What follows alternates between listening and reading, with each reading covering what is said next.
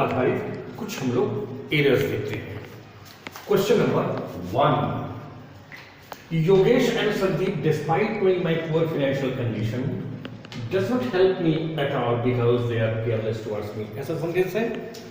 अब ये पहला पार्ट है नोइंग तक, my poor financial condition second part है, doesn't help me at all third part, because they are careless towards me। तो इस तरीके से पार्ट्स में बटा हुआ है और आपको देखना है कि किस पार्ट में एक एरर है ग्रामर का। तो बाय एंड लार्ज जब कभी भी एरर्स बनाना हो तो सबसे पहले थोड़ा उसका मीनिंग जानना बहुत जरूरी है। तो जब कभी भी एरर बनाना हो तो पहले उस क्वेश्चन के मीनिंग को कुछ समझने की कोशिश करो। क्या कहता है योगेश एंड संदीप, डिस्पाइट का मतलब के बावजूद, डिस्पाइट के बाद भी लगा क्यों? तो ये ठीक है। क्यों? क्योंकि डिस्पाइट एक प्रीपोजिशन है और टू को छोड़कर किसी भी प्रीपोजिशन के बाद अगर वर्ब आता है तो भी ही रहता है। तो ये डिस्पाइट के बाद भी ठीक है।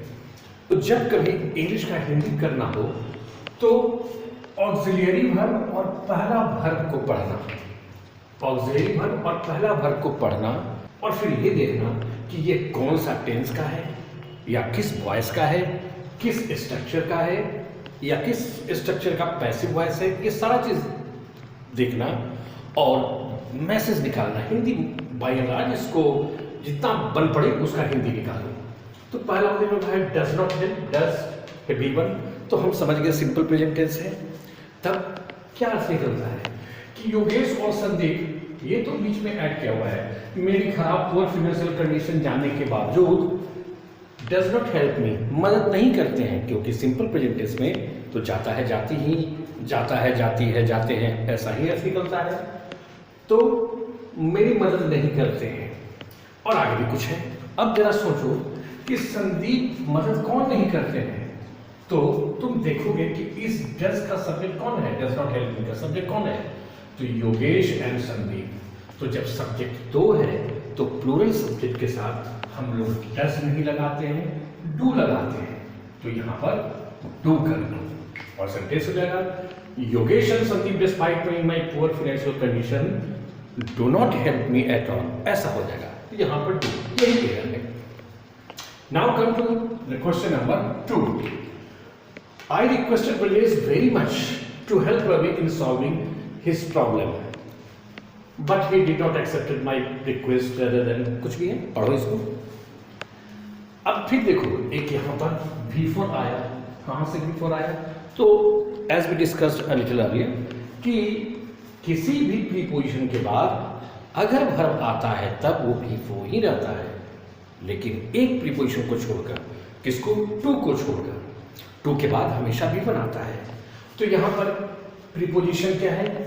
यहाँ पर प्रीपोजिशन इन है और इसके बाद वर्ब है, V4 लगा हुआ है, कोई बात नहीं है, यानी ये तो ठीक है। अब जरा गौर से देखो, यहाँ देखो did not accepted my request.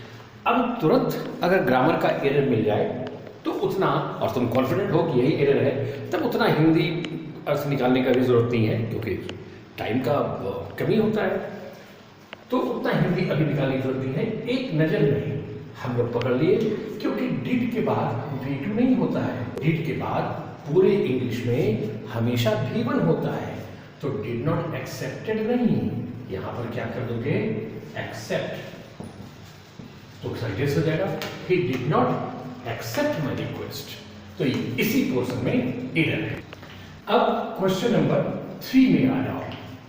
I inform you and he about the meeting yet you both did not come, ऐसा कुछ है, पढ़ो इसको। अब इस सेंटेंस में देखो, यहां अब तुरंत अगर ग्रामर का एरर मिल जाए तो उतना हिंदी करने की जरूरत नहीं है।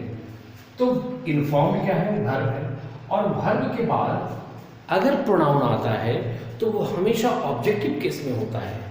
तो यहाँ पर यू है, और यू क्या है? यू का सब्जेक्टिव केस और ऑब्जेक्टिव केस तो एक ही होता है, लेकिन ये ही है, तो ही तो सब्जेक्टिव केस होता है और ये वर्ब के बाद यूज हो रहा है। तो वर्ब के बाद जब यूज होगा तो ये ही नहीं, सब्जेक्टिव केस नहीं, बल्कि ऑब्जेक्टिव केस हिम होगा। यानी I inform you and him about the meeting, आगे जो है तो एरर पहला पार्ट में। Now come to the question number 4। My father always scold the students who do not take interest in studies. अब जहां कहीं भी एरर बनाने में प्रॉब्लम हो, कुछ समझ में नहीं आए, तो उसका हिंदी मैसेज निकालने लगना और देखना कि सारा अर्थ सही आ रहा है ना, या फिर जैसा अर्थ ये दे रहा है वैसा टेंस वॉइस स्ट्रक्चर लगा हुआ है ना, ये देखना बड़ा जरूरी है। और वो उस हिंदी को करने के लिए क्या करोगे, माई फादर ऑलवेज, तो my father always is called the student. तो किसी भी सेंटेंस को जब हिंदी करोगे तो तुम्हारा नजर कहाँ जाना चाहिए, पहला वर्ब पर या फिर ऑक्सिलरी वर्ब या और पहला वर्ब पर, और उसको देखकर तय करना कि ये कौन सा टेंस है, कौन सा स्ट्रक्चर है, कौन सा वॉइस है। इज कॉल्ड मतलब डांटा, और ये गिवन है तो वर्ब के पहले, पहला वर्ब के पहले या ऑक्सिलरी वर्ब, अभी तो नहीं है, ऑक्सिलरी वर्ब और वर्ब के पहले जितना बात लिखा रहेगा सब सब्जेक्ट, तो ये तो वर्ब है। अब इसके पहले ये सब्जेक्ट है, इसके पहले, तो अब इस कॉल मतलब डांटना, ये गिवन है तो सब्जेक्ट गिवन कहाँ लगता है, सिंपल प्रेजेंट टेंस में। Simple present tense subject plus given plus object, ये तो था पढ़े थे हम लोग। तो अब इस कॉल सिंपल प्रेजेंट टेंस है, ये तो तय हो गया। और इसका सब्जेक्ट कौन है, माय फादर। माय फादर क्या है, सिंगुलर, तो सब्जेक्ट सिंगुलर रहता है तो वर्ब कैसा लगता है, सिंगुलर, इसलिए ये इस कॉल्ड नहीं इस कॉल्ड्स हो जाएगा, यानी यही एरर है सेकंड पार्ट में। अब क्वेश्चन नंबर नेक्स्ट 5 में आ गया, does he always start the work with it is too late as Rohit and Pramod to no error. अब इसमें एरर खोलो तो फिर देखो पहला वर्ब कौन सा है, स्टार्ट्स, तो स्टार्ट्स है तो इसके पहले वाला सारा सब्जेक्ट, यानी ये सिंपल प्रेजेंट टेंस का स्ट्रक्चर लगा हुआ है, तो डज ही ऑलवेज स्टार्ट्स। अब ये जो स्टार्ट सिंगुलर वर्ब लगाया हुआ है, वर्ब में एस लगाया हुआ है और इसको सिंगुलर बनाया गया है, तो ये सिंगुलर वर्ब सब्जेक्ट के मुताबिक तो लगता ही नहीं है, लेकिन कहां पर, सिर्फ और सिर्फ एफर्मेटिव सेंटेंस में। नेगेटिव और इंट्रोगेटिव सेंटेंस, यानी एक बार सेंटेंस में डू या डज लग जाता है, जैसे लगा हुआ है, तो फिर वर्ब ओरिजिनल फॉर्म में स्टार्ट, यही एरर है, does he always start the verb. Now question number 6, do you really believe that Mukesh has blamed us for the accident, specially you and I. अब इसमें एरर खोलो, मुकेश दोष दिया है, ब्लेम किया है हम लोगों को इस एक्सीडेंट के लिए, खासकर तुम्हें और मुझे।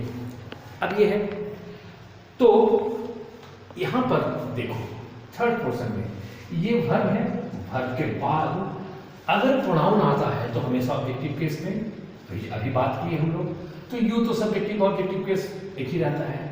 अब ये आई नहीं, आई तो सब्जेक्टिव केस होता है और सब्जेक्ट के जगह पर लिखा जाता है, तो आई की जगह क्या करोगे, मी करोगे, क्या करोगे, स्पेशली यू एंड मी, तो इसी पार्ट में है, आई को मी बनाओ। अब क्वेश्चन नंबर 7 में आ जाओ, इसमें आई स्टॉप हिम। अब देखो पहला वर्ड क्या है, V2 है, यानी कि सिंपल पास्ट टेंस का है, तो मैं उसे रोका, yet he is babbling and disturbing me for half an hour and thus diverting my attention। ऐसा क्वेश्चन पढ़िए। अब इसका तुम जब कभी हिंदी करना हो, पहला वर्ब आई स्टॉप हिम, यहां तक एक सेंटेंस हुआ, तो पहला वर्ब या फिर ऑक्सिलरी वर्ब अगर आता है तब, और पहला वर्ब को देखकर ये पहचानना है कि कौन सा टेंस है, कौन सा स्ट्रक्चर है, कौन सा वॉइस है, और वैसा ही उसको हिंदी मैसेज निकालना है। तो पहला वर्ब स्टॉप है, V2 है, यानी अब V2 है, अब स्टॉप का V3 भी स्टॉप नहीं होता है, तो याद रखना सब्जेक्ट प्लस V3 इंग्लिश में कोई स्ट्रक्चर होता ही नहीं है। हाँ, सब्जेक्ट प्लस V2 जरूर होता है सिंपल पास्ट टेंस में, सब्जेक्ट प्लस V1 जरूर होता है सिंपल प्रेजेंट टेंस में, लेकिन सब्जेक्ट प्लस V3 पूरे इंग्लिश में कुछ होता ही नहीं है। तो हम समझ गए कि सिंपल पास्ट टेंस से हिंदी किया, गया गया था, जाना था, यही पढ़े थे। तो मैं उसे रोका, येट फिर भी अब दूसरे सेंटेंस का ऑक्सिलरी वर्ब और पहला वर्ब देखो, ये क्या है, इज V4। अब सोचो इज V4 कहाँ लगता है, तो प्रेजेंट कंटिन्यूअस टेंस में वही स्ट्रक्चर था, subject plus is am are plus V4 plus object, यही पढ़े थे। तो इज V4 देखें, समझ गए हम लोग, ये प्रेजेंट कंटिन्यूअस टेंस का है। अब ये he is babbling, babble means बकबक करना, तो हिंदी क्या करोगे कि वह बकबक कर रहा है और डिस्टर्ब कर रहा है मुझे आधे घंटे से, तो इसका तो अर्थ ही निकला। अब जरा इस पर गौर करो, प्रेजेंट कंटिन्यूअस टेंस लगा हुआ है, बैबलिंग मतलब बकबक करना, हुआ बकबक कर रहा है और डिस्टर्ब कर रहा है, प्रेजेंट कंटिन्यूअस टेंस है, जा रहा है जा रही है का अर्थ देंगे।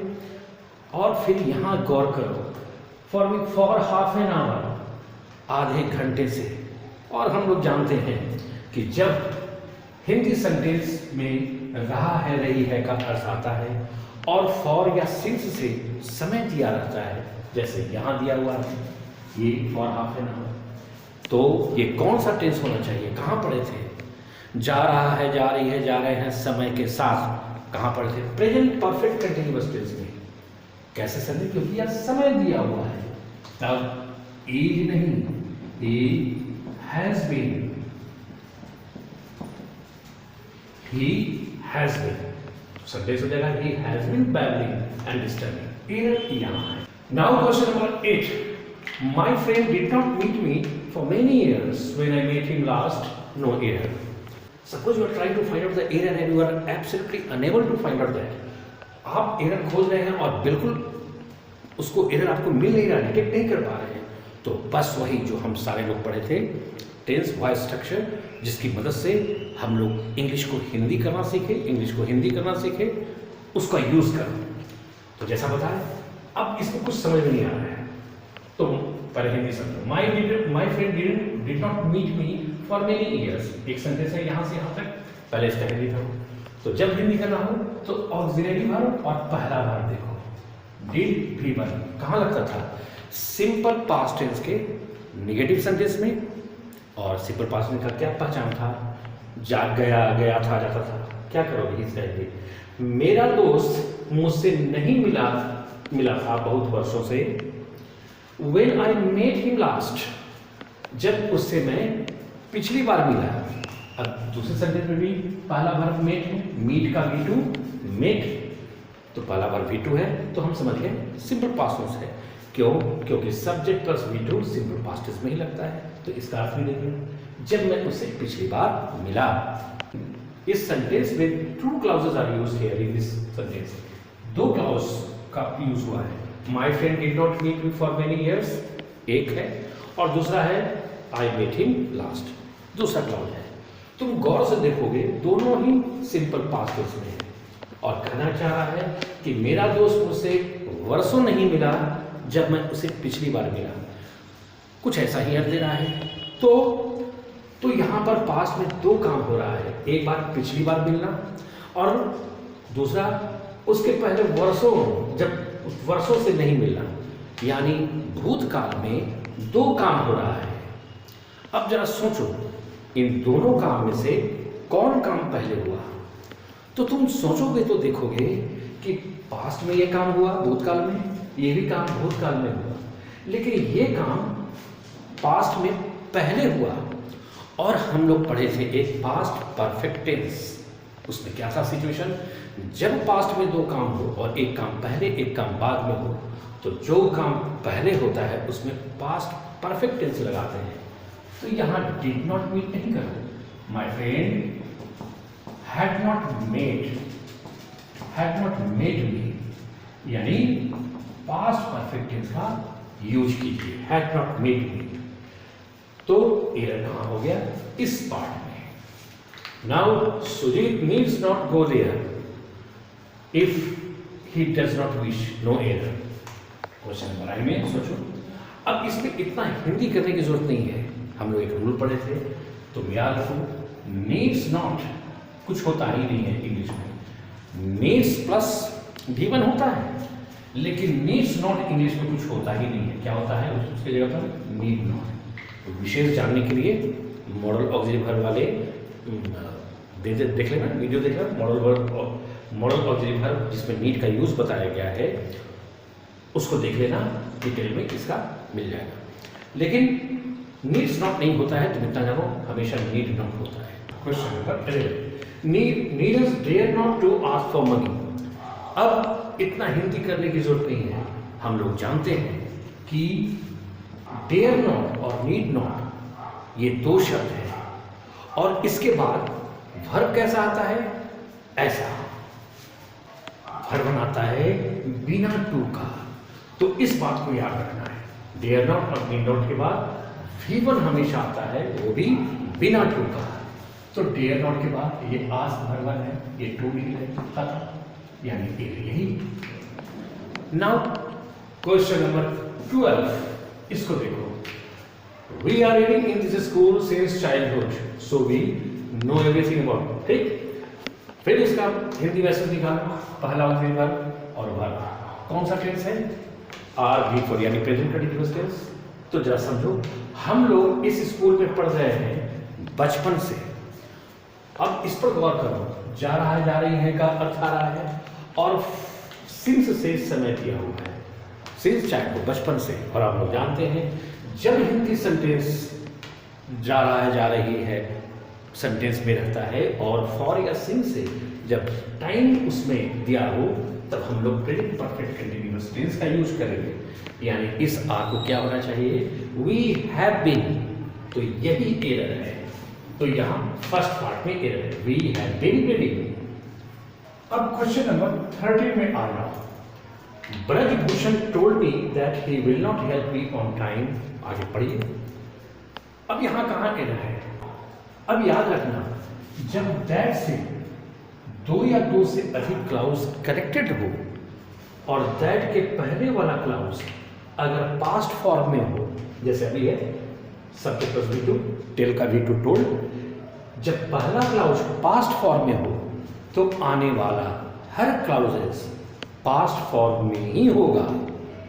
तब एरर कहां है, यहां विल नहीं, विल का पास्ट फॉर्म कहां क्या होता है, वुड। तो that he will not help me नहीं, he would not help me हो जाएगा। Now question number 14, he received Sandeep and I in the nick of time। फिर वही बात, वर्ब है और वर्ब के बाद, वर्ब के पहले अगर प्रोनाउन आता है तो क्या होता है, सब्जेक्टिव केस लगता है।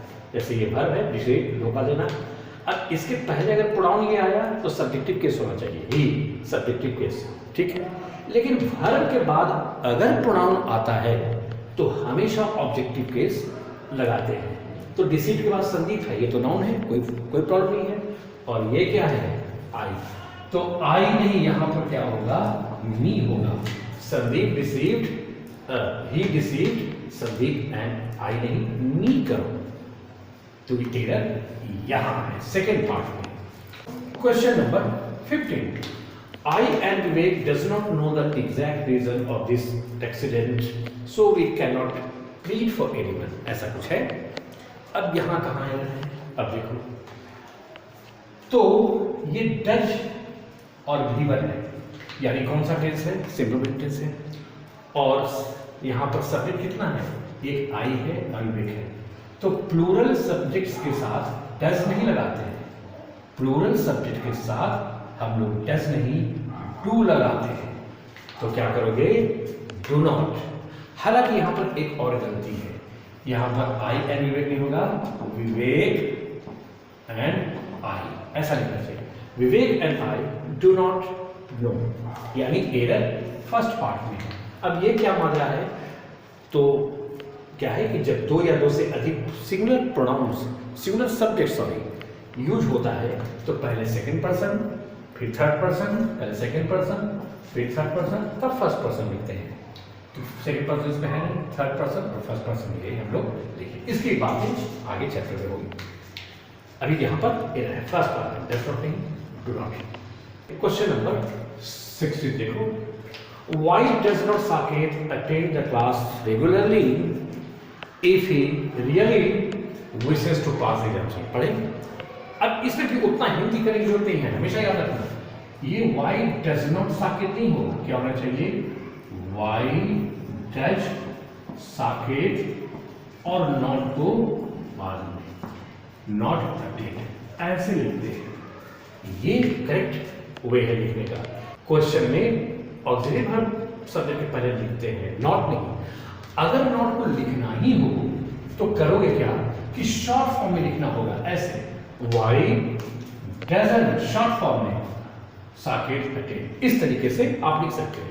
लेकिन अगर अलग अलग लिखोगे, डज अलग, नॉट अलग, तो नॉट सब्जेक्ट के बाद में लिखा जाएगा। यानी फर्स्ट पार्ट में एरर, नॉट सब्जेक्ट के बाद में लिखा जाना चाहिए, या फिर इसको शॉर्ट फॉर्म में डजंट लिखना होगा। Now question number 17, we all are coming here to read English for last 2 months। फिर देखो जानो क्या बात करना है, कौन सा टेंस लगा हुआ है, ऑक्सिलरी वर्ब, पहला वर्ब देख लीजिए इज एम आर यानी आर और बिफोर यानी प्रेजेंट कंटीन्यूअस टेंस, जा रहा है, जा रही कर देगा। हम लोग आ रहे हैं यहाँ पर इंग्लिश पढ़ने के लिए, जा रहा है, रही है, और जब सेंटेंस में रहा है, रही है हो और फॉर या सिंस से सब समय दे दिया तो कौन सा टेंस लेना चाहिए, जैसे भी बात हुआ प्रेजेंट परफेक्ट कंटीन्यूअस टेंस। इसलिए ये वी ऑल आर कमिंग नहीं, बल्कि क्या हो जाना चाहिए, we all have been coming, present perfect continuous tense, यानी फर्स्ट पार्ट में ही एरर है। Now question number 18, Yogesh has finished this work 2 days ago, so he has no worry now and he is playing free-mindedly, ऐसा कुछ है। अब यहाँ पर कुछ समझ में नहीं आ रहा है। Once again, whenever you get trapped, how to detect the error? अगर कहीं फंस जाओ कि एरर खोजे कैसे, ढूंढे कैसे, मिल ही नहीं रहा है, तब एक वही पहले तो उसका मैसेज निकालो, Yogesh has free for 2 days, तो कोई भी सेंटेंस का हिंदी करने के लिए ऑक्सिलरी वर्ब और पहला वर्ब को पहले देखो। ऑक्सिलरी वर्ब और पहला वर्ब के पहले जितना बात लिखा रहे वो सब सब्जेक्ट कहलाएगा। अगर ऑक्सिलरी वर्ब ना हो, सिर्फ वर्ब रहे, तो पहला वाला वर्ब देखना और उसके पहले वाला जितना शब्द है वो सबको सब सब्जेक्ट कहा जाएगा। तो उसको देखकर पहले पकड़ो, तो तुम देखोगे हैज बीन थ्री, तो इसके पहले सब्जेक्ट हुआ, कौन सा टेंस है, तो तुम देखोगे सब्जेक्ट हैज है बी थ्री, क्या होता है, प्रेजेंट परफेक्ट टेंस। तो हिंदी अर्थ निकालो कैसा है, योगेश जो है इस काम को कर लिया है, गया है, गई है, गया है, योगेश इस काम को समाप्त कर दिया है 2 दिन पहले। अब जरा इसको गौर करो, ये काम समाप्त किया है, कब किया है, 2 days ago, 2 दिन पहले। अब जरा याद करो प्रेजेंट परफेक्ट टेंस में क्या नोट पॉइंट में हम लोग पढ़े थे कि present perfect tense is used for an action that has taken place right now, कि प्रेजेंट परफेक्ट टेंस में काम अभी तुरंत खत्म होता है, अभी तुरंत खत्म होता है, और तभी उस प्रेजेंट परफेक्ट टेंस का रूल स्ट्रक्चर अप्लाई होगा। लेकिन यहाँ पर योगेश का काम खत्म करने का काम कब हुआ, 2 दिन पहले। और हम लोग ये भी जानते हैं कि काम 1 सेकंड पहले या 1000 वर्ष पहले या 10 करोड़ वर्ष पहले खत्म हो तो subject plus V2 plus object यानी सिंपल पास्ट टेंस लगेगा। तो जब 2 दिन पहले खत्म हुआ तो प्रेजेंट परफेक्ट टेंस लग ही नहीं सकता है, क्या हो जाएगा, इज हैड फिनिश को हटाइए और लिखिए सिर्फ फिनिश, ताकि ये सिंपल पास्ट में कन्वर्ट हो जाए। Yogesh finish this work 2 days ago, ये सब क्या हुआ, महज इसके कारण, 2 दिन पहले के कारण। और अगर ये और डिटेल में जानना है तो YouTube में देख लेना मेरा difference between the simple past tense and present perfect tense. Now question number 19 में आओ, when I reached his house to discuss an important issue, I came to know that he went to movie with his friends. No error. अब इसमें आपको error ढूंढना है, फिर वही करो। It is this sentence looks a little difficult, कि भाई कैसे, थोड़ा डिफिकल्ट लग रहा है, कहाँ एरर कुछ समझ में नहीं आ रहा है। तो जब कभी ऐसा सिचुएशन आ जाए, तुम टेंस अच्छे से पढ़े हो, you have nicely been taught the chapter tense, voice and structure. Not only this, I have also made you practice very much on these 3 chapters so that you can convert Hindi sentence into English and vice versa. आपको काफ़ी अच्छे से पढ़ाया गया है ये 3 chapter, ताकि आप हिंदी से इंग्लिश कर सके, इंग्लिश सेंटेंस को हिंदी में समझ सके। तो अब उसको यूज करो, तो करो।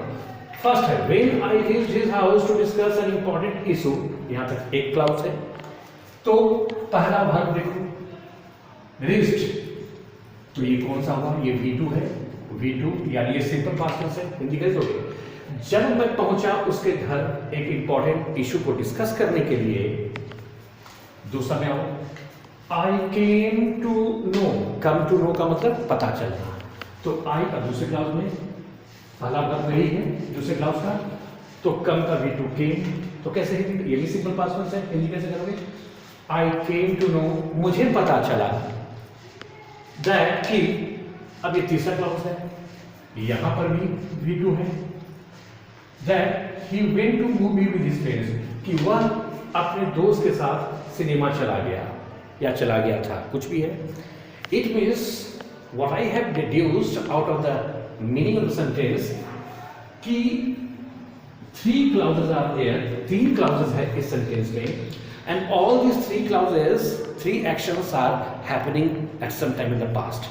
ये इसमें 3 clauses है, 3 छोटा छोटा उपवाक्य है, और ये तीनों काम इसमें जो हो रहा है पास्ट में हो रहा है, भूतकाल में हो रहा है। देखो, जब मैं घर पहुंचा, उसके घर पहुंचा डिस्कस करने के लिए, एक आई केम टू नो, केम में V2, मुझे पता चला, आई केम टू नो, मुझे पता चला कि वह मूवी चला गया था दोस्तों के साथ। इट मीन्स पास्ट में 3 काम है, एक उसके घर जाना, दूसरा पता चलना, तीसरा उसका सिनेमा चला जाना, मूवी चला जाना। तो 3 काम पास्ट में हुआ, कौन काम सबसे पहले हुआ, तो तुम देखोगे इन तीनों में सबसे पहले काम क्या हुआ, उसके अपने दोस्तों के साथ मूवी जाना, यानी पास्ट में ये काम सबसे पहले हुआ। और हम लोग जानते हैं, we have studied in a very detailed manner, कि अगर पास्ट में 2 या 2 से अधिक काम होता है और ऐसा सेंस आए, एक पहले एक बाद में, तो जो काम पास्ट में पहले होता है उसमें पास्ट परफेक्ट यानी subject plus had plus V3 लगता है। और अगर पास्ट में कई काम हो तो उसमें देखना है जो काम सबसे पहले है, सबसे पहले हुआ पास्ट में, उसमें पास्ट परफेक्ट टेंस लगाते हैं।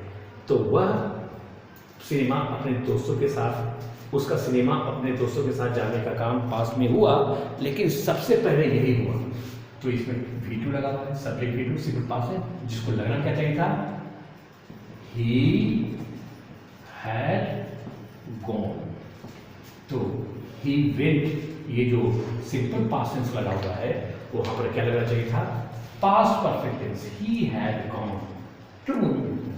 तो एरर यहां है, ये सब तो समझने के लिए बस। Now question number 20, do you feel that Braj Kishore will have remembered this lesson before the examination started? फिर समझो, जहां प्रॉब्लम में तुम फील करो कि कुछ समझ में नहीं आ रहा है, तुम टेंस अच्छे से पढ़े हुए हो, वॉइस पढ़े हुए हो, उसको यूज करो। Do you feel, simple present tense है, क्या तुम्हें महसूस होता है कि दैट कि Braj Kishore will have remember. अब कोई भी इंग्लिश सेंटेंस हो, हिंदी मैसेज निकालने के लिए ऑक्सिलरी वर्ब और पहला वर्ब पढ़ना सबसे पहले का। अब सोचो, यहाँ पर विल हैव V3 है, अब कहाँ पर विल हैव V3 को देखते थे, अब तुमको टेंस का मान रखना होगा, देखते ही समझ जाना है कि कौन सा टेंस है, कौन सा वॉइस है, कौन सा स्ट्रक्चर है। तो विल हैव V3 याद करो, ये था फ्यूचर परफेक्ट में, फ्यूचर परफेक्ट टेंस में जा चुका रहेगा, खा चुका रहेगा, तो विल हैव रिमेंबर डालो। ब्रज किशोर इस पाठ को याद कर चुका रहेगा before the examination started, examination शुरू होने के पहले। अब फ्यूचर परफेक्ट टेंस में जब हम लोग पढ़ रहे थे तो एक नोट पॉइंट हम लोग लिखे थे, याद करो कौन सा नोट पॉइंट था, वो था ये देखो कि जब भविष्य में 2 काम होगा और सेंटेंस पढ़ने से लगता है कि एक काम भविष्य में पहले होगा और एक दूसरा काम बाद में होगा, तब ऐसी स्थिति में क्या हम लोग पढ़े थे, जो काम भविष्य में पहले होगा उसमें फ्यूचर परफेक्ट टेंस, और जो काम भविष्य में बाद में होगा उसमें सिंपल प्रेजेंट टेंस लगाते हैं। तो अब यहां देखो, ब्रज किशोर इस पाठ को याद कर चुका रहेगा भविष्य में याद करेगा, परीक्षा शुरू होने के पहले, भविष्य में ही परीक्षा शुरू होगा, एग्जामिनेशन शुरू होगा, स्टार्ट होगा। तो भविष्य में तो दो काम हुआ, एक याद करने का काम ब्रजकिशोर का, दूसरा एग्जामिनेशन शुरू होने का। कौन सा काम पहले होगा? तो तुम देखोगे ब्रजकिशोर का याद करने का काम भविष्य में पहले होगा, तो फ्यूचर परफेक्ट टेंस लगा हुआ है, और एग्जामिनेशन तो बाद में शुरू होगा, यानी उसमें कौन सा टेंस लगना चाहिए? जो काम बाद में होगा सिंपल प्रेजेंट टेंस। और यहाँ क्या लगा हुआ है? पहला भाग B2 देखिए, समझ गए, ये सिंपल पास्ट टेंस है।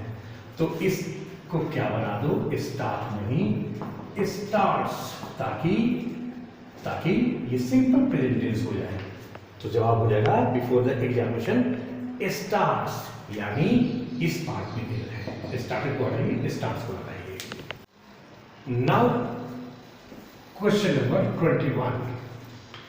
Before my brother comes here, I had already finished that work, so he was much pleased. तो before my, तो तुम देखोगे कि इसमें दो तीन काम हैं। मेरे भाई का आना, काम समाप्त कर लेना, before the he was much pleased, उसका खुश होना, सब पास्ट में ही है। तो फिर यहाँ पर प्रेजेंट क्या करना है? यानी ये पूरी घटना पास्ट का ही है, तो यहाँ कम्स नहीं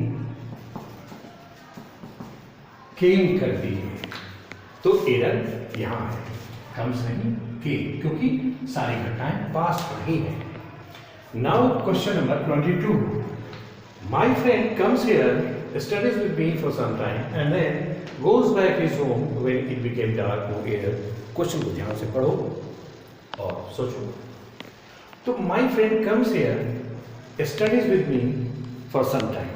अब इसमें कई छोटा क्लाउजेस हैं, तो सबका पहले हिंदी मैसेज निकालो। my friend पहला verb, my friend comes here पहला क्लाउज है, तो मेरा भाई यहाँ आता है, comma, studies with me for some time, simple present है, कॉमा से जब कई वर्ब कनेक्टेड रहता है तो समझ जाना है कि सबका सब्जेक्ट एक ही है, माई फ्रेंड ही है, तो फिर दोबारा सब्जेक्ट लिखने की जरूरत नहीं है, यानी इसका सब्जेक्ट भी यही है। तो माई फ्रेंड कम्स हियर, मेरा भाई यहाँ आता है, मेरे साथ कुछ देर तक पढ़ता है, सिंपल प्रेजेंट टेंस, इस पर सिंपल प्रेजेंट टेंस, तो मेरे साथ कुछ समय के लिए पढ़ता है, एंड देन, और उसके बाद goes back his home, फिर इस पर देखो, goes back home, यानी सिंपल प्रेजेंट टेंस लगा हुआ है, और उसके बाद वापस, तो यहां देखो, and then goes back his home, यहां देखो, ये भी सिंपल प्रेजेंट टेंस लगा हुआ है, और वापस घर चला जाता है, when it became dark, यहां पर क्या है? B2 है, यानी कौन सा टेंस हो गया? सिंपल पास्ट टेंस, जब रात हो जाता था। अब जरा देखो तो और सोचो तो, don't you feel that this part of sentence makes the whole meaning of this sentence meaningless? नहीं लगता कि ये पार्ट जो है पूरे सेंटेंस को मीनिंगलेस बना दे रहा है? देखो, मेरा दोस्त यहाँ आता है, मेरे साथ कुछ समय के लिए पढ़ता है और वापस चला जाता है, जब रात होता है तब होगा या रात होता था? तो पूरी सीरीज ऑफ एक्शंस जो है प्रेजेंट का है, तो इसको भी प्रेजेंट में ही रहना चाहिए, बिकेम नहीं। क्या करोगे? बिकम्स कीजिएगा, बिकेम नहीं, ये नहीं। तो इसी पार्ट में एरर है, ऐसा किए ताकि नहीं हो जाए। तो these were some simple questions based on tense chapter particularly,